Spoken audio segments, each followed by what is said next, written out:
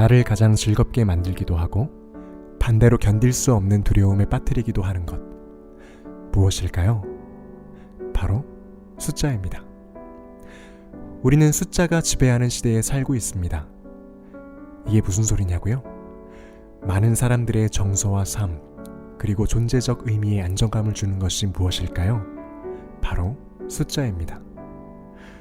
인터넷 뱅킹에 접속했을 때 보이는 숫자의 크기, 내가 졸업한 대학의 순위, 현재 취득한 자격증의 개수, 취업에 필요한 토익 점수 등 우리는 숫자에 의해 나의 가치를 평가받는 시대를 살아갑니다.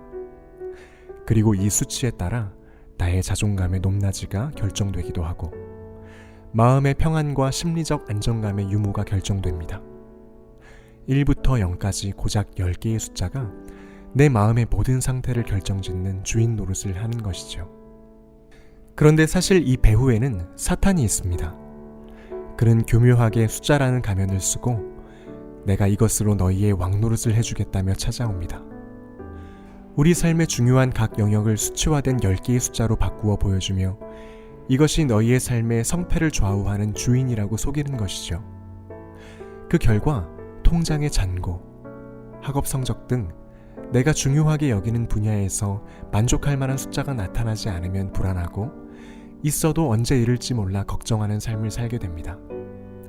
평생토록 숫자에 매여서 보이는 물질 세계 너머에 계시는 하나님을 바라보지 못하게 가로막는 것. 그것이 바로 우리를 향한 사탄의 전략입니다. 그런 우리에게 주님은 눈을 들어 산을 바라보라. 천지를 지으신 여호와께서 친히 너를 도우신다고 말씀하시면서 인생의 참된 만족은 숫자가 아닌 하나님에게로부터 온다고 선언하고 계십니다.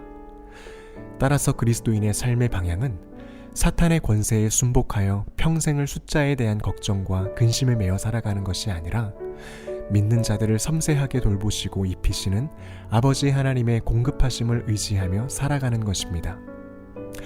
그러면 우리는 무엇을 해야 할까요? 하나님의 나라와 그의 의를 구하는 삶을 살아가는 것입니다. 더 좋은 것을 먹고 좋은 음료를 마시며 다른 사람보다 더 우월한 위치에 서기 위하여 달려가는 삶. 없으면 불안하고 있어도 만족을 모르는 삶을 버리고 하나님의 공급하심을 신뢰하며 나는 그분의 뜻을 이 땅 가운데 이루기 위하여 올인하는 것입니다. 하나님을 더욱 사랑하고 예수님으로 내 마음을 충만하게 채워가는 삶. 성령님의 세밀한 인도하심을 받아 오늘 하루를 순종함으로 살아가는 것. 내게 보내주신 가족들과 이웃들, 동료들에게 예수님의 사랑으로 대하는 것. 소외된 이웃들을 향해 내가 가진 것이 적더라도 더욱 풍성하게 주실 주님을 신뢰하며 믿음으로 나누는 것. 이것이 그리스도인의 모습입니다. 이러한 삶에 나타나는 눈에 띄는 특징이 있습니다. 바로 영적 성장입니다. 눈에 보이는 숫자가 아닌 주님의 약속을 신뢰하는 자에게 보여주시는 은혜를 경험하고 주님의 역사가 아니라면 절대로 일어날 수 없는 일들을 경험하면서 하나님에 대한 나의 믿음이 자연스럽게 자라나게 되는 것입니다. 반대로 하나님을 믿지만 여전히 보이는 것에 지배를 받아 살아가는 사람에게는 성장이 잘 일어나지 않습니다. 이러한 부류를 가리켜 예수님께서는 말씀을 들은 자이나 이 생의 염려와 재물, 향락의 기운이 막혀 온전히 결실하지 못하는 자라고 말씀하고 있습니다. 우리에게는 두 가지의 길이 놓여 있습니다.